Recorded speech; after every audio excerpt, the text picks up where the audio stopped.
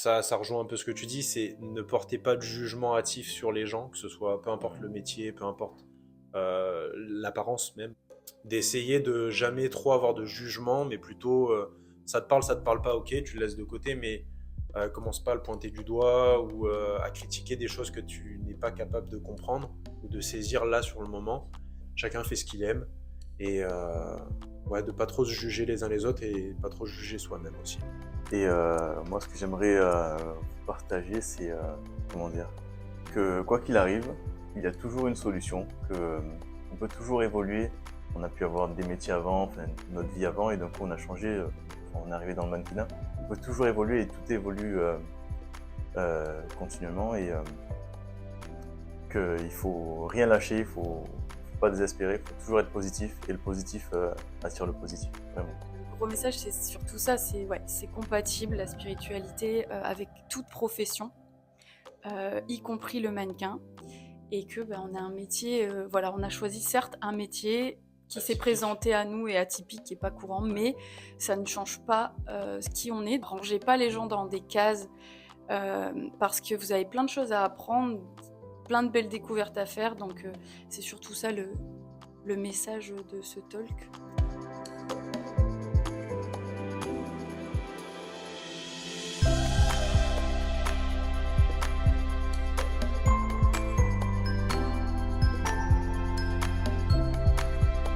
Alors aujourd'hui, on va faire, c'est pas vraiment une interview, mais on va faire un petit talk à trois. L'idée, c'est de parler de nos métiers, puisqu'on a tous les trois le même métier, c'est le mannequinat. Mais on va faire un petit peu ce parallèle mannequinat spirituel, parce que tous les trois, on est, on peut dire, à fond là-dedans, ou en tout cas, on a commencé un chemin d'éveil. Il y a beaucoup de clichés encore sur nous. Et souvent aussi, surtout, cette impression que mannequinat, en tout cas mannequin et être dans la recherche spirituelle, c'est complètement incompatible, Gaz. Donc aujourd'hui, on va surtout parler, discuter à trois, montrer un petit peu nos points de vue, comment on en est arrivé à se poser certaines questions, qu'est-ce qu'on a rencontré, et surtout montrer que c'est pas incompatible. Donc voilà ce qu'on va présenter un petit peu aujourd'hui. Donc Cédric, est-ce que tu peux te présenter comme ça en quelques mots Ben, je m'appelle Cédric. Aujourd'hui, j'ai 29 ans. Je suis mannequin depuis 4 ans et demi, on va dire. Et voilà, je suis passionné de spiritualité. Parce que j'ai découvert ça récemment, je veux dire, il y a quelques années, peut-être 4 ans, mais en même temps que le mannequinat, en fait. Donc t'as fait les deux opposés en même temps, quoi. Oui. Moi, je vais pas que d'un côté, je fais Voilà. la totale, quoi. Parce que j'aime beaucoup l'équilibre. Et voilà. Du S'il coup, faut t'as aller- fait le grand écart. Voilà, exactement. S'il faut aller dans un extrême, je vais aller dans l'autre extrême. Non, non, donc, puis le mannequinat, je trouve ça génial parce que ça me permet aussi de m'exprimer. J'aime beaucoup, comment dire, jouer des rôles, faire partager des émotions, tout ça. Et ça me plaît beaucoup, Ah, c'est une forme d'expression aussi, du coup. clairement. Moi, je suis Mathieu. Ça va faire 10 ans maintenant que je fais du mannequinat. J'ai pas fait le grand écart comme Cédric. J'ai d'abord foncé tête baissée dans le côté plus, on va dire, physique du mannequinat où on est attiré par le beau, on a envie de voir le beau, on a envie de voyager, rencontrer des gens. Et ça, c'est un côté vraiment qui me passionne toujours avec le mannequinat, c'est le côté rencontre. Parce Ouais. que tous les jours où tu travailles, c'est rarement avec les mêmes personnes. Même quand tu voyages, c'est des nouvelles agences, des nouveaux contacts. Et ça, c'est vraiment quelque chose que je trouve qui remplit un petit peu le cœur et qui permet aussi d'échanger avec des cultures et tout. Donc ça, j'adore. Alors moi, on me connaît un peu plus sur ma vie positive, mais je pense que pour les gens qui m'ont suivi, les gens savent que je suis mannequin. Moi, ça fait maintenant à peu près 4 ans que je fais que du mannequinat, vraiment que du mannequinat, et j'ai démarré vers l'âge de 22 ans.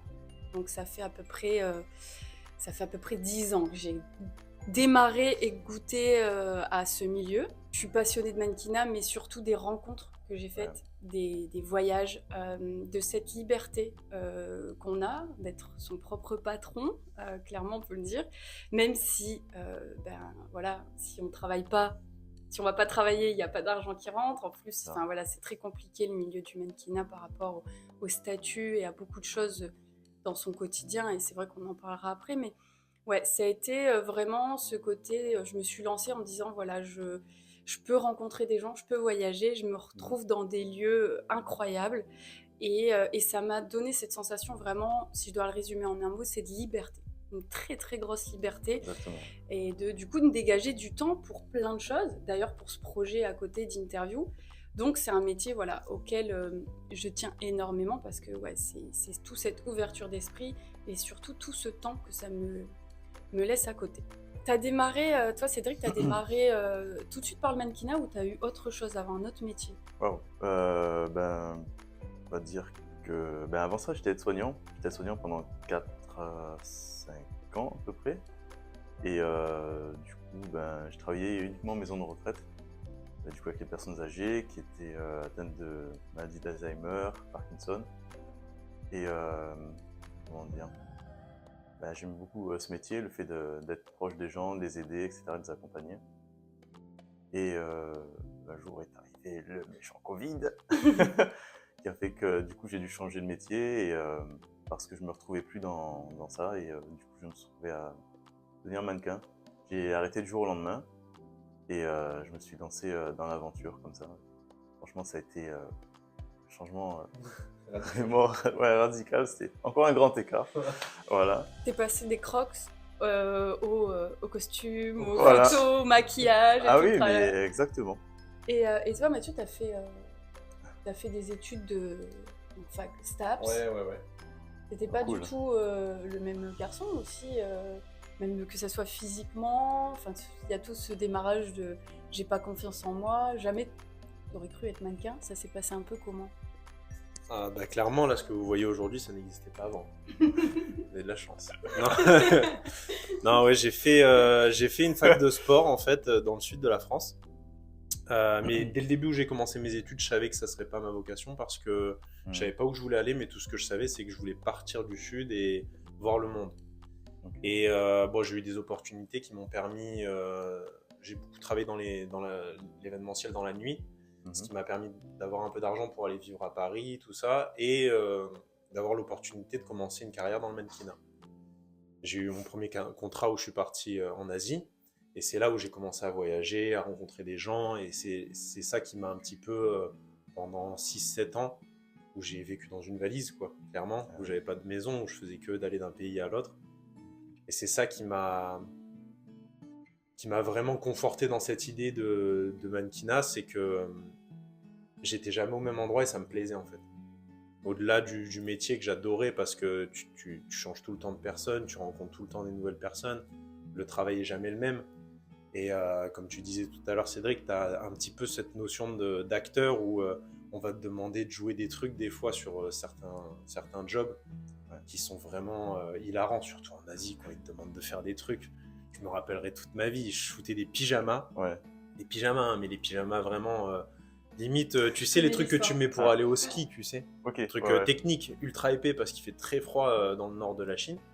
Et j'étais en pyjama devant un sapin de Noël avec des cadeaux partout et tout. Et il y a un des clients qui vient me voir comme ça, il me regarde, il me fait « Oh, DiCaprio, DiCaprio !» Je me dis « Quoi ?» Et la bouqueuse, elle me regarde, elle me dit « Ouais, il dit que tu ressembles à Leonardo DiCaprio. » Je dis « D'accord, ok. » Et du coup, ils m'ont ramené une photo sur leur ordi avec Titanic, où tu sais, au bout du bateau, où il est comme ça avec la femme et tout, avec Rose. Et ils me disent on veut que tu fasses cette pose. Alors je me retrouve devant un sapin de Noël en pyjama en train de faire Titanic comme ça. Mais non.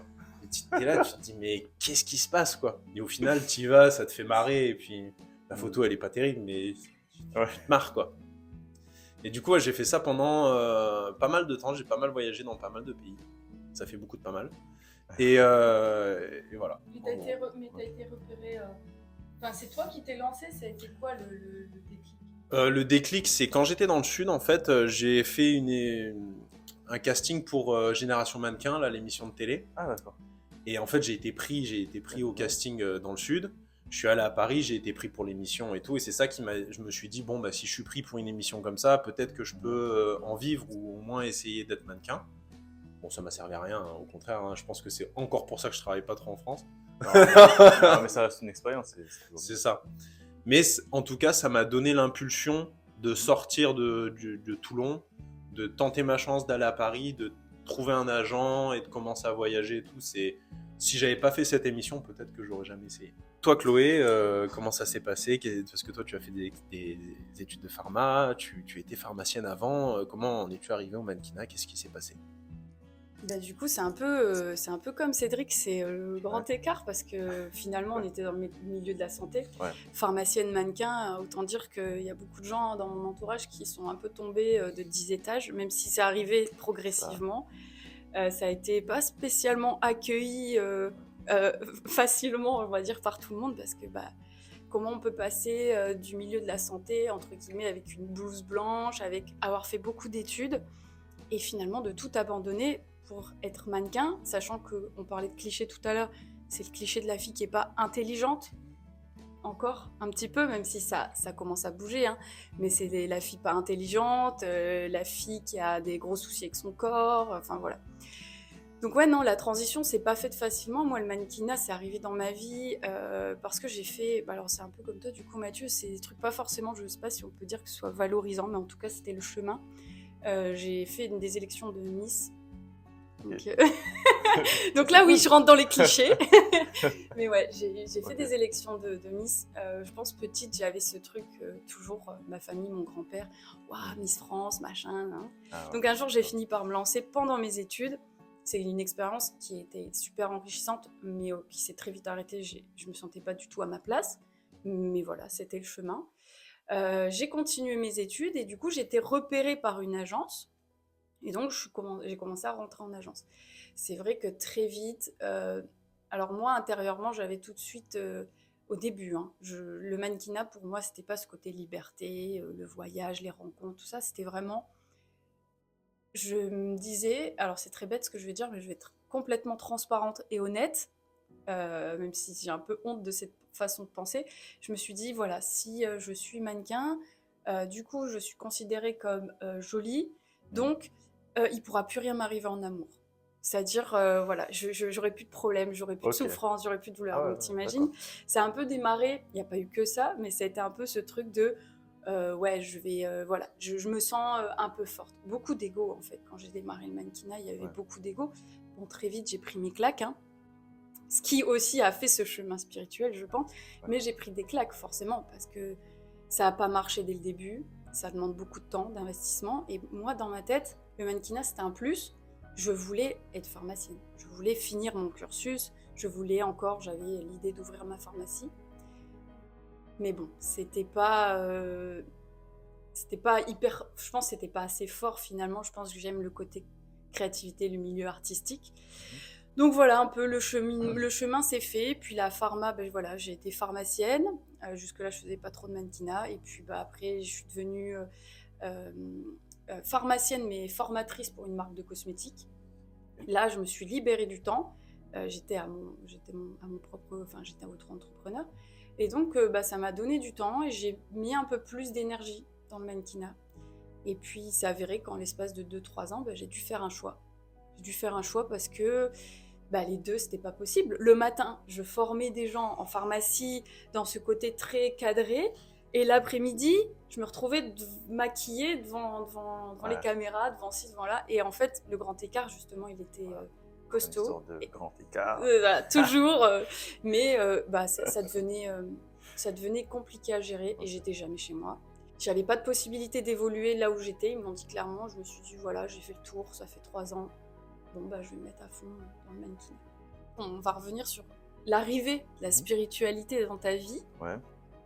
Donc, tu as commencé le mannequinat. Quand est-ce que s'est présenté la spiritualité, tout cet éveil, cette recherche de soi c'est arrivé comment en fait? Parce que tu étais déjà mannequin. Ça arrivait, on va dire, de manière brutale. J'ai perdu mon grand-père il y a quelques années.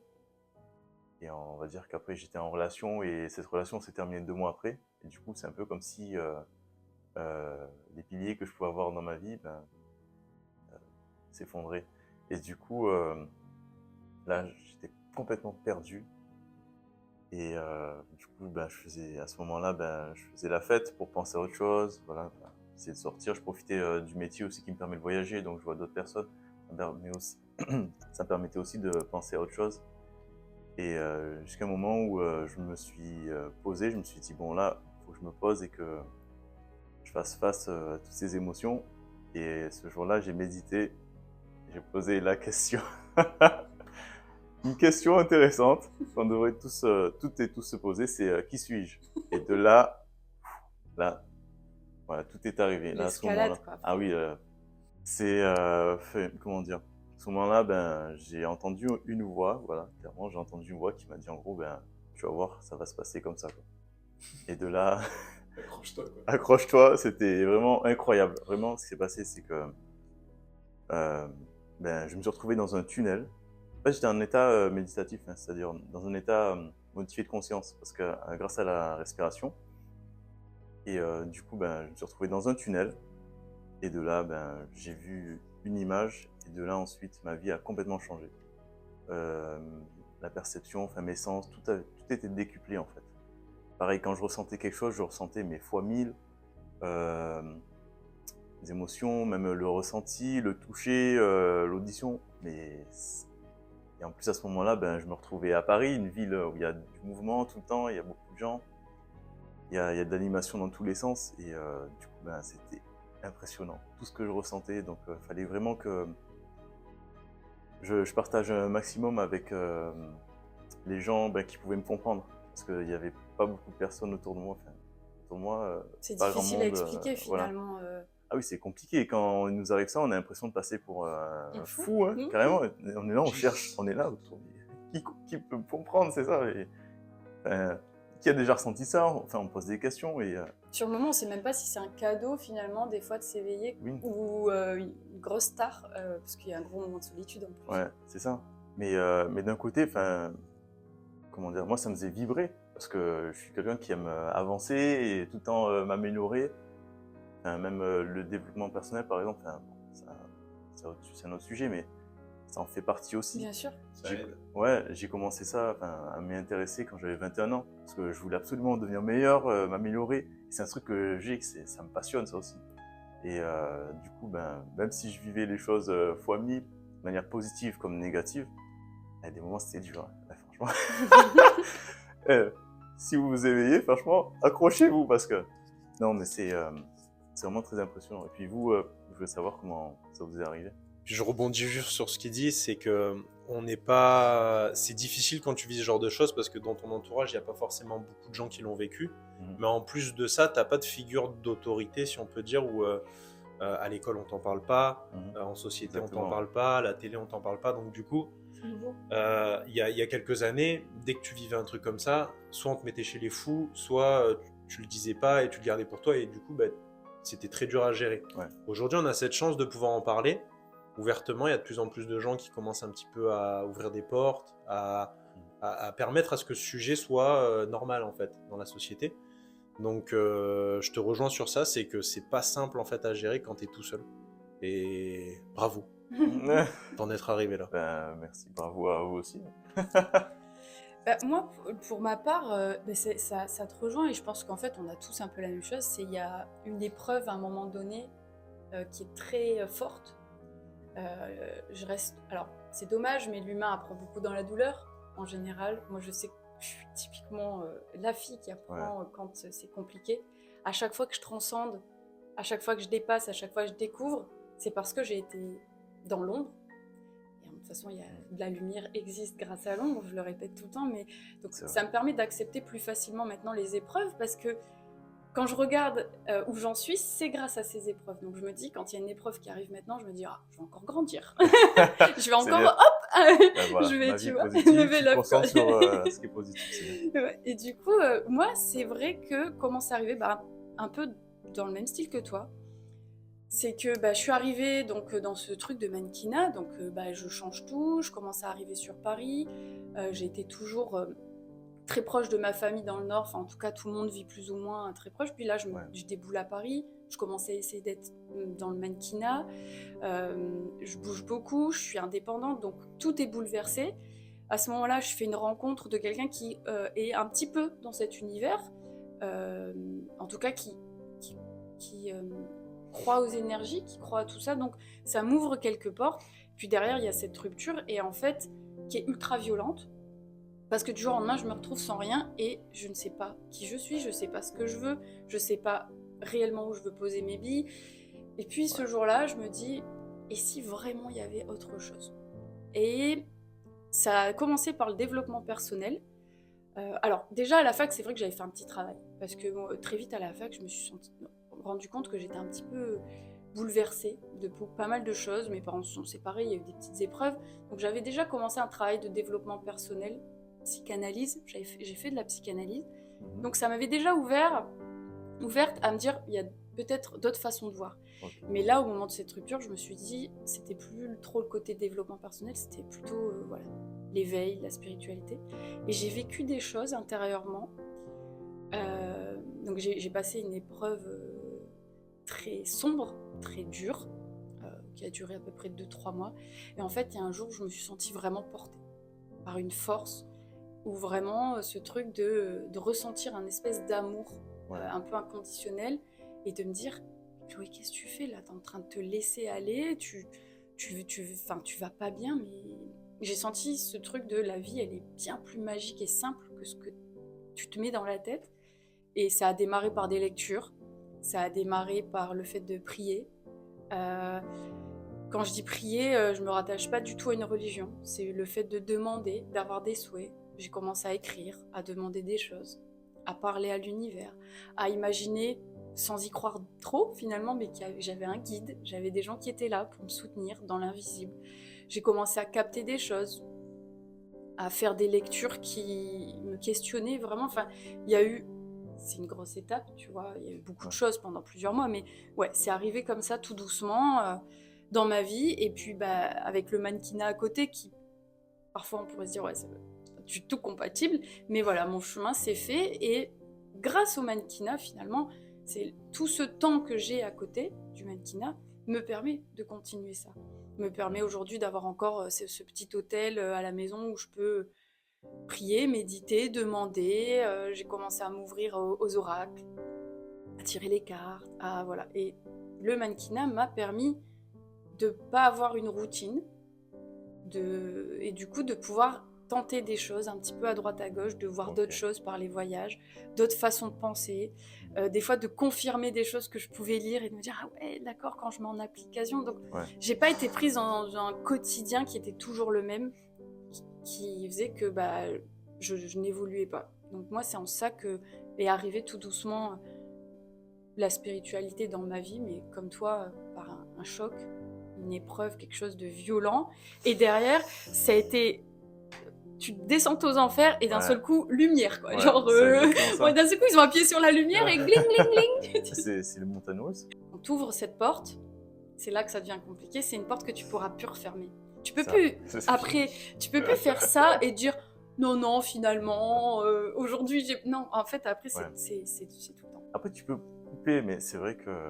Ouais, ça revient tout. C'est une porte qui est ouverte en fait, et c'est une porte du cœur, j'ai envie de dire, et de la manière de regarder. Tu as une prise de conscience, et du coup, tu peux plus faire marche arrière. C'est plus possible de dire je vais foncer tête baissée comme je faisais avant, je vais être la même personne qu'avant, qui est comme ça, qui avance sans se poser. C'est terminé.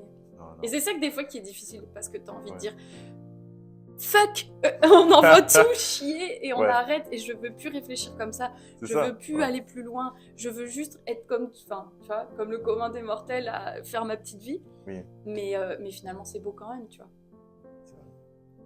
Et toi alors du coup Matt, c'est passé comment un petit peu ton... Allez, raconte-nous. Allez, Père Castor, raconte-nous une histoire. Allez. Moi personnellement je le sens comme quelque chose qui a été petit à petit assez graduel, mais que j'ai pas senti arriver. Par contre, quand ça arrivait, ça tabasse. Le fait d'avoir beaucoup voyagé, d'avoir rencontré beaucoup de gens qui viennent de partout dans le monde avec des cultures différentes, et comme c'est toi qui arrives dans le pays, tu t'adaptes à eux, c'est pas eux de s'adapter à toi. Et du coup, sur plusieurs années, ça m'a modifié, mais intérieurement, sans que je m'en rende vraiment compte. Puis tout s'est vraiment mis en place quand je suis arrivé à New York, et que j'ai eu tout en même temps. Excès de soirée, excès de machin, parce que j'avais besoin de me vider la tête. Fin d'une relation qui était pas comme... On n'allait pas dans les mêmes directions. Le travail un peu compliqué parce que j'avais un conflit entre faire de l'argent et l'image que que ça renvoyait des choses que je faisais. Et le manque de nature, parce qu'à New York, il n'y a pas d'arbres, il n'y a rien. Et en fait, je me sentais étouffé. Même à Central Park. Central Ouais, Park. mais il y a un truc, quoi. Ouais, Tu vois ce que je veux dire? Genre, tu vas au travail, machin et tout, il y a que du béton partout. Et quand ouais. tu vas à Central Park, tu vas une fois par semaine ou quoi. C'est pas comme quand là, tu sors de chez toi, tu vois un arbre. Là-bas, t'en vois pas. Vraiment, quasiment pas. Et puis même, c'est une ambiance, tu vois. Tu le sens que c'est vraiment très business et tout. Donc, moi, ça me correspondait pas, en fait. Ok. Et un jour où ça a explosé, et je pense que ça a été un mélange de tout, des années derrière. Euh, et puis des choses que je vivais sur le moment, la relation vraiment que je voyais qui était, elle était dans un opposé, j'étais dans l'autre, et en fait ça a cassé brutalement, et tant mieux. Mais je pense que ouais, ça a été une accumulation de choses qui a fait que je me suis posé des questions, et je suis passé de New York à l'Inde où il n'y avait rien, où tu vois, tu te retrouves à dormir sur une couchette épaisse comme Ouais, ça, quand même. tu te lèves le matin à 4h, tu te couches à 21h, enfin 22h, et tu fais que du yoga toute la journée quasiment. Un gros changement, tu vois, qui a mis les choses en place petit à petit. J'ai pas eu de grosse prise de conscience, mais ça a été graduel, vraiment. Ça a D'accord. été un truc graduel qui s'est fait sur plusieurs années. Et puis au-delà de ça, j'avais un gros problème avec mon image qui fait que je passais ma vie dans les salles de sport. Avant, je faisais 20 kilos de plus. J'étais. Ah oui, quand même. Ouais, c'était. Ben, je souffrais de bigorexie, tu vois. Avant, la bigorexie, c'est. T'as un gros problème avec ton image et t'es constamment en train d'essayer d'être plus musclé, plus ci, plus là. Après, je veux dire, je pense que c'est un peu le mannequinat, en fait. Bah, il y a le mannequinat et puis il y a aussi toute cette hype qu'il y a eu pendant des années autour de la Ouais. salle de sport. Je veux dire, moi, C'est quand vrai. j'avais 17-18 ans, tout le monde allait en salle de muscu pour se muscler et tout. Ouais. Et j'ai eu des problèmes de santé, genre je pouvais plus me lever le matin. J'ai un début d'hernie discale avec problème de nerfs sciatiques, Ok. des gros soucis, hein, ça m'a traîné. Des fois j'ai encore mal, mais bon, avec le yoga ça va mieux, je me suis assoupli. Mais il y a un matin, je me suis retrouvé à New York dans mon lit, comme ça, je pouvais pas me lever pendant 2 semaines, je galère à marcher. Et c'est là où j'ai tout compris, tu vois, par la douleur. Ouais. La douleur physique, ça a été le déclencheur de ma douleur émotionnelle, ma douleur même psychologique, on va dire, parce que j'étais dans un endroit qui me plaisait pas. Et puis j'ai été confronté au côté sombre du mannequinat là-bas, où j'ai vu des choses que j'avais pas forcément envie de croire. Et c'est tout ça qui m'a fait dire on change de côté. Ok. Ouais. En gros. Aujourd'hui, toi, Cédric, tu vis comment en fait ce côté mannequin et spiritualité? Est-ce que pour toi, tu as l'impression que c'est en accord? Déjà, même d'un point de vue extérieur, est-ce que tu trouves que c'est deux choses qui sont en accord? Mais aussi, toi, comment tu le vis dans ton quotidien? Est-ce que c'est compliqué? Ben ouais, comme tu me dis, ouais, il y a deux parts, c'est ça, je suis dans une dualité. Mais en même temps, des fois, je m'y retrouve, j'arrive à les fusionner. C'est ça qui est compliqué, c'est d'arriver à ce que ce soit homogène en fait. J'aime ce qui est beau parce que c'est inspirant aussi. Comme le lait aussi, c'est inspirant. Tout est inspirant. Enfin, pour moi, tout est vraiment inspirant. Mais voilà, dans la spiritualité, il faut aller en profondeur. Et le mannequinat, ben, c'est l'image. Donc on se dit, on fait un métier d'image, voilà, nanana. On participe à la surconsommation, des fois, Oui, c'est tous ces petits... mais en même temps, voilà, c'est ça. Il y a une part de moi qui se dit, voilà, on participe à la surconsommation, des choses, nanana. Il y a une part de moi qui se dit aussi, ben, je peux aussi inspirer les gens. Je peux leur donner, leur partager ma bonne humeur, le fait de voir les choses de manière positive, voilà, comme ce que vous faites en fait, voilà. Et il faut arriver à trouver un équilibre entre les deux et c'est pas tous les jours facile. Ouais, c'est vrai que sur le papier, ça paraît... Enfin, les gens voient deux choses complètement séparées, mais comme tu dis, je pense que c'est le fait de travailler sur le fait d'imbriquer les choses. Et pour moi, c'est pas du tout... Enfin, j'ai eu un petit moment où je me suis dit, mais attends, mannequin, des fois je porte des fringues qui sont faites je ne sais où, par peut-être des enfants, je ne sais où. Ouais. Et moi, je suis là, en train de poser... Enfin, tu vois, il y a plein de questions. Est-ce que je suis légitime de gagner correctement ma vie voilà, en faisant juste des photos finalement, alors qu'avant j'étais mannequin, j'avais fait pharmacienne, j'ai fait des études. J'ai eu plein de questions comme ça. Ouais. Donc je me suis dit, le beau, ouais, mais c'est superficiel, ah ouais, mais on vend du rêve. Enfin, j'ai eu toutes les phrases de merde. Et à un moment donné, j'ai fait ce travail de répondre à ces questions parce que je me suis dit, si je pense ça, soit il faut que j'arrête le mannequinat, ou il faut que j'arrête d'être spirituelle. Bon, le choix était vite fait. Posé la question, Non, mais enfin, où il faut que je ferme les yeux. Mais comme on disait tout à l'heure, on peut plus faire demi-tour sur cet éveil. Donc c'était comment le mannequinat peut faire partie de ma vie et où je réponds à des questions comme pourquoi c'est là, qu'est-ce que j'aime. Alors voilà, ça me donne de la liberté, ça me donne du temps, ça me permet de développer des projets ultra profonds. C'est pour ça que je fais des interviews. Et tout ça, je le dois grâce au mannequinat. Si j'étais pharmacienne avec mes 35 heures, je dis pas que c'est impossible, mais il y a ce côté routinier qui fait que moi, ma créativité, quand elle sort, quand j'ai une idée, c'est maintenant. C'est pas, ah oui, à la fin, dans le week-end, ou tel jour, parce que je travaille pas de telle heure à telle heure. Donc, j'ai pu répondre à tout ça. Après, je me suis dit aussi, comme toi, que sur les jobs, je pouvais rencontrer des gens. J'entends des histoires, je tends toujours mon oreille. J'aime donner des tips, des conseils. Nous, on s'est rencontrés, tu vois, sur un job. Et voilà, on a parlé la loi d'attraction. Et tu vois, et donc, en fait, c'est tout ça, aujourd'hui, que je me dis, ouais, le mannequinat, en fait, me sert à exprimer qui je suis. Et à travers une photo, il y a une énergie qui passe, il y a quelque chose qui passe. Et donc, il n'y a pas que le moment sur le set où tu vas montrer aux gens qu'il y a d'autres façons de faire, que tu vas parler tu vas laisser ta petite touche, ton petit truc et ta petite lumière, tu vois, entre guillemets. Il y a aussi la photo que tu vas avoir derrière. Mais après, ça m'a demandé d'épurer. Ça, c'est clair que, par contre, le plus dur, c'est que ça m'a demandé d'épurer. C'est-à-dire qu'aujourd'hui, un job, quand il arrive à moi, quand je sens cette petite boule au ventre monter, quand j'ai contact avec le client ou quand non, j'ai pas envie d'y aller, non, je le sens pas, là, il faut que je m'écoute. Là, c'est de dire, non, j'y vais pas. Je refuse ce job. Ou de poser mes limites. À quel moment je me sens plus à l'aise. Mais ça, j'ai envie de dire, avec le mannequinat ou avec n'importe quel métier, faut poser tes limites c'est important. Où est-ce que je suis plus moi, où est-ce que je me sens salie par ce qui se passe. Et tu vois, j'ai enlevé des jobs, j'ai enlevé des clients, parce que pour le coup, c'était pas possible. En fait, j'avais l'impression de me ternir, de m'abîmer, de venir transformer beaucoup trop Chloé. Parce que certes, il y a il y a un jeu. Je joue la maman, je suis pas réellement maman. Oui. Mais ça reste en accord, puisqu'à ce moment-là, je donne de l'amour à une petite fille avec qui je vais jouer, je vais rire, je vais sourire. Mais à partir du moment où on me demande de faire des choses qui sont vraiment, pour le coup, pas moi du tout, et qui me dérangent, c'est de trouver ce moment de dire non, ça je refuse, ça j'en veux pas, ça je vais pas y aller, ça je trouve c'est là où c'est un petit peu difficile. Mais j'ai envie de dire mannequin ou pharmacienne ou aide-soignant ou quel que soit le métier, c'est de trouver ses limites. Mais pour moi, c'est pas incompatible. L'univers aime le beau. Le beau, c'est quelque chose de spirituel.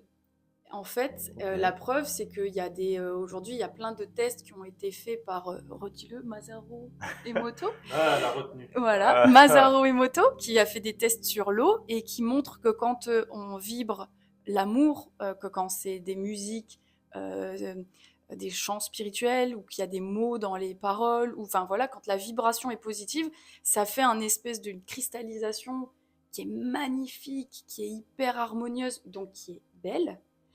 Et quand il y a ce côté haine, ce côté pas joli, disgrâce, machin et tout, que l'énergie est négative, ça fait quelque chose de très très moche en fait quand l'eau cristallise. Okay. Donc dans ce livre que j'ai lu, il m'expliquait à quel point le beau fait partie de la spiritualité et que c'est pas parce qu'on a un métier entre guillemets de la beauté où on cherche à être beau à l'image, où on cherche à créer des vêtements que ce soit harmonieux, que ce soit avec un paysage ou avec des vêtements, on ne doit pas se sentir mal, en fait.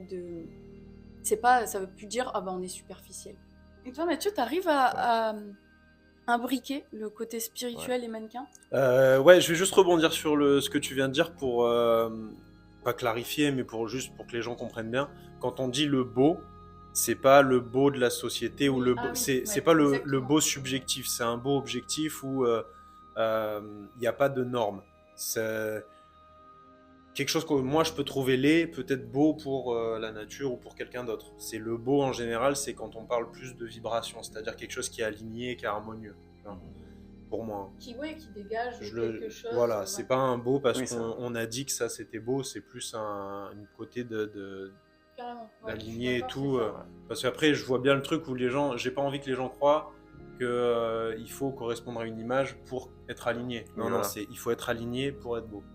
Puis c'est pareil, tu vois, Merci. dans l'autre sens Non, aussi, tu précise. peux avoir des gens qui sont considérés dans la société comme étant musclés, tout qui est très beau, machin et tout, mais comme ils sont pas alignés parce qu'intérieurement ça va pas, ça dégage pas du beau, tu vois. Voilà. Exactement. Donc il faut pas se perdre entre. voilà, ça. c'est trouver soi-même son C'est alignement beau et d'un après point de vue énergétique. Enfin, voilà. D'un point de vue de ce qui se dégage. Et Voilà. pas beau d'un point de vue Pour- critère, à mon quoi. De toute manière, c'est quand on est aligné avec je veux dire, ce qu'on pense, ce qu'on fait, c'est là où on dégage le plus de choses, où Bien sûr. on inspire, où on est le plus beau. C'est là où ton Voilà. aura, elle est vraiment clean. Ouais, quoi.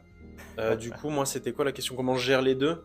Bah, ça dépend. C'est des périodes où je pense en fonction de comment je me sens personnellement, je vais avoir plus de dualité. Et il y a des périodes où je vais trouver ça vraiment très aligné, pareil, tu vois. En Ok. fonction. Maintenant, c'est rare que j'ai des jobs qui soient pas du tout en lien avec qui je suis. Donc, du coup, ça me permet de beaucoup plus me sentir aligné avec ce métier. Mais je pense que peu importe le métier que tu fais, il faut réussir à trouver soi-même son équilibre. Et on a tous en fait ce conflit à un moment, je pense, quand tu as un éveil spirituel entre ta vie d'avant, ton métier d'avant, et comment l'adapter à ta vie de maintenant, ta vie d'aujourd'hui. Et c'est pas toujours facile en fonction de, comme je l'ai dit, comment tu te sens, en fonction des gens que tu rencontres, en fonction des choses qui t'arrivent. Mais c'est quelque chose qui doit être cultivé continuellement. Parce que il faut apprendre à savoir quand tu n'es pas aligné, je pense, enfin, je le vois comme ça, ou à ressentir que tu n'es pas aligné pour justement ne pas foncer tête baissée et te dire c'est à cause de ça, c'est à cause de ça. Non, non. On s'aligne, d'accord. Comment je peux réorganiser le truc pour que tout s'imbrique bien et éviter de rentrer justement dans des situations conflictuelles avec ton métier ou avec les gens ou quoi que ce soit.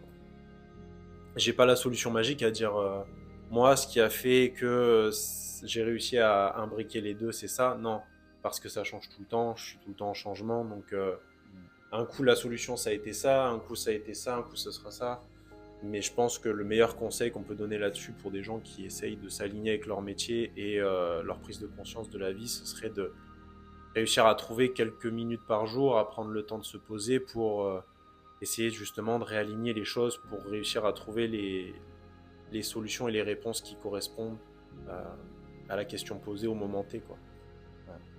Je pense qu'il y a des, comme tu dis, il n'y a pas de vraie solution, mais il y a des choses qui, tu sais, c'est ce côté de répondre à certaines questions et d'établir un petit peu, je dis toujours le pour et le contre de chaque chose. Ça permet, c'est con, mais de poser parfois sur papier pourquoi j'aime ce métier, ok, tac, tac, tac, tac, tac, pourquoi je l'aime pas, enfin, qu'est-ce qui me dérange, tac, tac, tac. Enfin, c'est quoi pour moi être spirituel ou qu'est-ce qui me rend heureuse et pourquoi je le suis pas en ce moment. Et le fait d'écrire déjà et de devoir répondre à ces questions, ça permet de dire ok, alors tiens, comment je peux modifier mon attitude moi? C'est aussi de prendre ses responsabilités, mais de comment, parce que c'est trop facile de dire ouais, mais que ce soit mannequin ou autre, mais de dire ouais, mais tu te rends pas compte, ils font fabriquer leurs trucs, je ne sais pas où, moi je peux pas porter ça, ça me contrarie. Ouais, bon, ok, mais t'es allé sur ce job. Donc la question c'est, est-ce que si tu ne veux plus que ça se représente, est-ce que la prochaine fois tu poses plus de questions pour savoir pour qui tu travailles? Est-ce que, enfin tu vois, c'est de réfléchir à comment tu peux. Est-ce que tu réutilises l'argent d'une façon qui te parle pour te dire bon bah dans tous les cas il y a quelqu'un qui va avoir ce job, autant que ce soit moi avec l'argent j'en fasse quelque chose. C'est ça. Déjà oui, comme tu dis, de se dire bah cet argent-là j'en fais quoi? Est-ce que est-ce que c'est ok la manière derrière dont je l'utilise? Après, je dis pas, si celui qui va gagner sa vie, qui veut s'acheter une magnifique voiture, si c'est aligné, il n'y a pas de souci. Ça le fait plaisir. Et si ça le fait vibrer et si ça le rend bien, fais-le.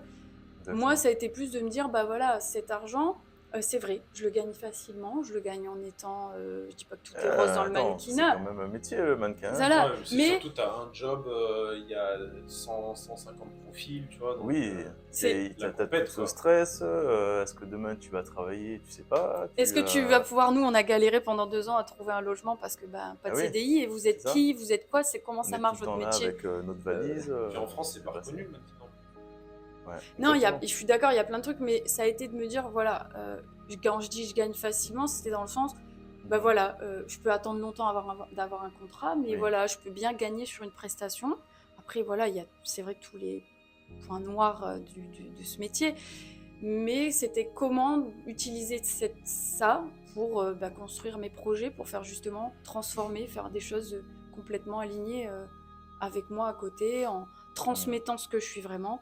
Comment je peux le faire sur les jobs, comment je peux amener ma touche, comment je peux... Il y a un truc que tu as envie de parler par rapport au mannequinat, Ouais, Par rapport au ressentir... mannequinat, Pour toi, dans ta non, pour moi, l'environnement, c'est hyper important. Parce que je suis hyper sensible aux énergies, tout ça. Si il y a quelque chose qui va pas dans l'environnement, je le sens de suite. Et je vais peut-être pas le dire, mais mon corps, il va s'exprimer pour moi. Et je trouve que c'est hyper important, justement, d'avoir une bonne ambiance dans l'équipe. Et ouais, que tout le monde apporte sa pierre à l'édifice, dans le sens, il suffit de sourire, tu souris à ton collègue, l'autre va sourire, bim, tu partages ce genre d'émotions. Et toi, en tant que mannequin, c'est toi qui vas donner l'image, tu participes à l'image du produit, tout ça. C'est hyper important. C'est marrant parce que j'y avais jamais pensé et tu viens de Ouais. m'y faire penser. Quand tu as un job avec une équipe, que ce soit en studio ou à l'extérieur ou quoi, Ouais. en général, l'équipe, c'est des gens qui se connaissent, qui se voient quasiment tous les jours. Et du coup, c'est vrai que inconsciemment, quand tu te vois tous les jours, tu as plus tendance à perdre ce côté joie de vie, sourire au quotidien avec tes collègues parce que c'est la routine. Et nous, notre métier aussi, c'est pas uniquement de poser en photo, c'est de ramener une espèce de nouvelle énergie, une espèce de nouvelle chose dans le studio qui fait que les gens vont passer une bonne journée. Et c'est vrai que moi, dans mon métier, ce que j'aimais bien, c'est quand à la fin de la journée, les gens ils disaient ah, on s'est passé vite, on s'est éclaté, on a bien rigolé, tu vois. Ouais. Et tu le sens en fait parce que bon, les autres fois, t'es pas là, mais quand tu vois les gens ça fait un moment qu'ils n'ont pas souri et rigolé, tu le sens. Tu vois. Exactement. Et je pense que c'est aussi un de nos rôles en tant qu'intervenant ponctuel, c'est de ramener quelque chose de nouveau, de leur parler, des fois même de partager des choses, tu vois, d'allier justement ton côté spirituel dans ton métier. Quand tu vois qu'il y a quelqu'un qui est un petit peu qui fait la grimace et tout, d'être là pour lui donner la petite phrase qui lui fait plaisir aujourd'hui, tu C'est vois. vrai. Et ça, c'est le côté que j'aime bien aussi dans le mannequinat, où tu ramènes un petit truc nouveau qui est... t'es pas une attraction, hein, t'es pas genre... Oui, Allez, ouais. Non, c'est... C'est pas l'événement du jour, c'est ça. Ouais. Tu viens, tu fais ton taf, mais en même temps, il y a un petit plus, tu vois. Exactement. Et je trouve ça fait la diff quand même. Et parce qu'au final, tout est connecté, il suffit qu'il y en ait un qui se sente bien et ça se propage automatiquement. Et du coup, après, c'est une chose qu'on peut apporter, nous, après, dans notre environnement, comme après, on peut apporter, on passe un coup de fil juste après, on apporte à la personne qu'on a au coup de fil, je sais pas, je trouve ça beau, en fait. C'est ouais, comme une espèce de toile d'araignée. Ouais, Une vague t'apportes ton d'amour ou petit de bonheur message qui en se... fait, tu ouais. vois. Ton énergie, ton petit message. Moi, c'est vrai que j'aime bien quand sur un job, j'ai quelqu'un, comme tu dis, qui est un petit peu... Elle est un peu perdue dans sa vie, elle a tendance à me le partager. Moi, les gens, ils me partagent souvent beaucoup de trucs. Je me retrouve des fois avec des secrets de gens que je ne connais pas. Et j'aime bien à ce moment-là exposer... Alors, pas parce que je détiens la vérité, mais je lui parle de moi, comment peut-être j'ai transcendé un truc.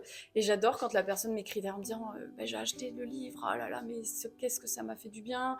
En fait, comme si je laissais un petit message. Et je suis contente quand c'est ça, parce que je me dis, ok, mon job, il est bien fait. Ouais.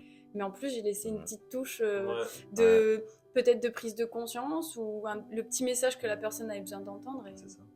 Et alors, je vais finir sur ça, mais c'est quoi, toi, le cliché du mannequin qui t'horripile, tu vois, qui t'énerve?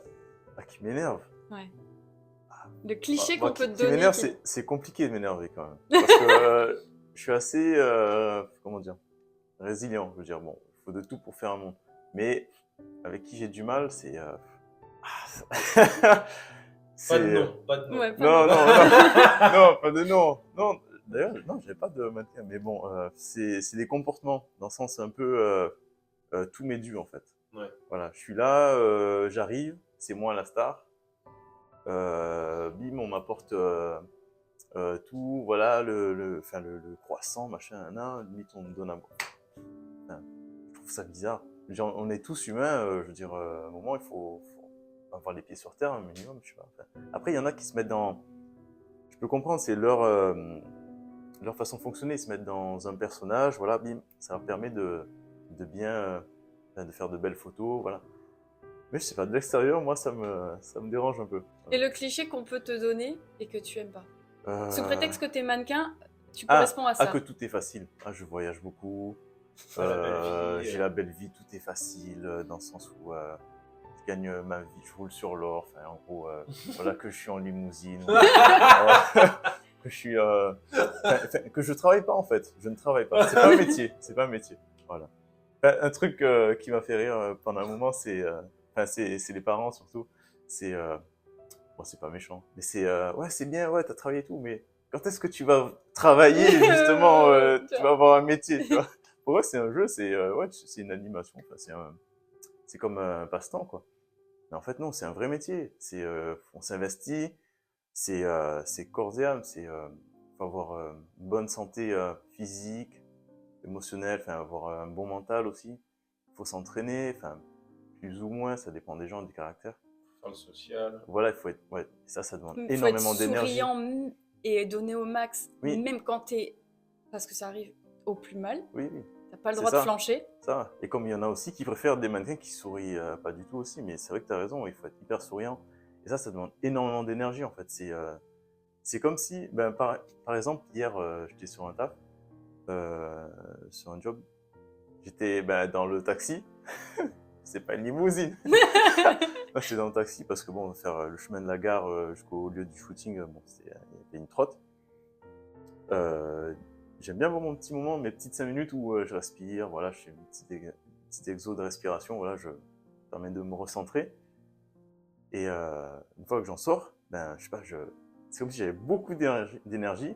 Et du coup, là, bim, j'échange sur le trajet, avec les 20-30 minutes qui restaient avec le chauffeur de taxi, on échange 2-3 mots, voilà. Ensuite, j'arrive sur le lieu du shooting, j'ai l'impression d'être une bombe d'énergie positive. Et c'est comme si j'étais, je sais pas, moi c'est ma sensation, mais c'est comme si je retrouvais, c'est mon enfant intérieur, il est heureux d'être sur le set et tout, c'est parti, on va donner le meilleur de et voilà, et j'essaie de partager ces énergies positives et d'être souriant, de voir toujours le côté positif. Et franchement, de partager ça, ça me fait du bien. Et le fait de voir les gens contents de recevoir ça, ça leur fait du bien. Et puis eux-mêmes, après, ils en partagent. Et du coup, c'est ça, oui. c'est nourrou, je trouve ça beau. Et je sais pas ce que vous en pensez, vous, mais Ouais, si, moi j'aime parce que quand tu donnes, tu reçois en fait. oui. C'est ça qui est ouf. Moi, le cliché que je déteste le plus, parce que pour le coup j'en ai souffert et j'en souffre parfois encore, donc ça c'est le truc qui m'agace le plus, c'est tu es mannequin, tu es conne. Ah, ouais, tu es mannequin, c'est tu es qu'avec les une femmes, fille débile. souvent, T'es complètement zut dans ta tête, les Ouais. connexions se font pas, tu fais des photos, t'as pas à réfléchir, enfin tu vois. Et ça, c'est le truc qui m'énerve parce que c'est un métier comme un autre, que j'ai des passions à côté. Mais je suis passée du statut de la fille pharmacienne intelligente. J'ai été me coucher, je me suis réveillée mannequin, j'étais débile. En une nuit, en gros, j'étais devenue débile. Donc ça, je l'ai ressenti dans ma famille, je l'ai ressenti parfois mes proches, mes amis.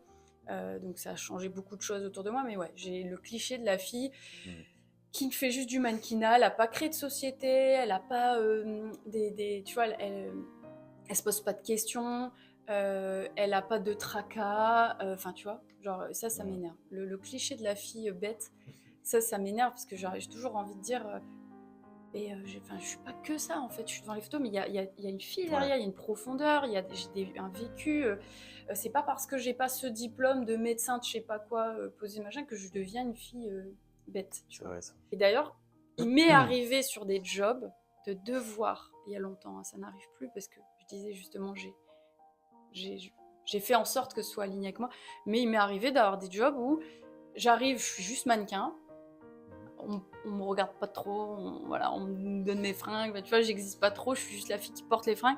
Et à un moment donné, dans la conversation, on me dit, bah, t'as toujours fait ça? Et là, je dis, non, j'étais pharmacienne avant. Ouais. Et là, les gens, ils me regardent comme ça, Ouais, peut-être, t'as les yeux et ils disent, mais waouh, ah ouais, et tout. On peut te parler. Et hein. là, d'un seul coup, Exactement. et là, d'un seul coup, je deviens intéressante parce que, Elle waouh, communique. elle a fait des études. Ah, Ouais, non, alors mais du c'est- coup, punaise. Et la question, t'as été au bout? Ben ouais, j'ai été au bout. Incroyable. Et tu vois, et là, je vois, mais- ça change d'un seul coup. Waouh, et je passe dans mannequin, mais dans une autre catégorie. Et ça, je trouve ça dommage parce que ça change en rien ce que j'étais sur le plateau, ça change en rien dans ma profondeur, dans qui je suis. Ouais, mais après, ça, c'est pareil. Ça, tu vas à un événement ou quoi que ce soit. Je sais, mais c'est un cliché que j'aime pas. Ouais, bien sûr. Mais ce cliché-là, tu peux le retrouver partout. Donc, mais Bien sûr. c'est vrai que dans le mannequinat, il est quand même très présent parce que tu as eu beaucoup, enfin, j'en ai rencontré quand même pas mal, où ouais, il y en a qui ont fait ça dès les 18 ans, même voire des fois encore plus jeunes, et qui ont foncé dedans, et du coup, ils ont été influencés à droite, à gauche, et tu sens que, on en revient à ce que tu disais, les divas, les machins, les ci, les là, qui sont un peu Bien sûr. antipathiques, Ouais. parce qu'ils ont connu que ça, et pour eux, c'est normal. Après, un cliché, c'est qu'il n'y a pas de fumée sans feu. Je veux dire, ça démarre de quelque Bien chose. sûr. Il y en a eu des. Mais Oui. tu vois, mais moi, ça m'énerve. Tu vois, quand j'arrive et que j'ai l'impression qu'on me prend pour une fille débile, je me dis, oh Ouais. putain, On je vais sent- devoir encore dire que sent je suis encore le- pharmacienne pour avoir sent un peu encore de respect. l'émotion, Tu ouais. vois. Ouais, mais après, quand ils s'en rendent compte, Ouais. c'est satisfaisant, parce que tu les vois, Ouais, ils t'es font... là, Ah voilà. Enfin, je devrais pas avoir besoin de dire que j'étais pharmacienne Oui. pour avoir un minimum de reconnaissance et que les gens s'intéressent à moi. Je reviens, mais la morale de ce petit talk tous ensemble, c'est déjà mannequin, c'est un métier comme un autre. Quel que soit le métier, il y a les mêmes avantages et inconvénients, on va dire plus ou moins.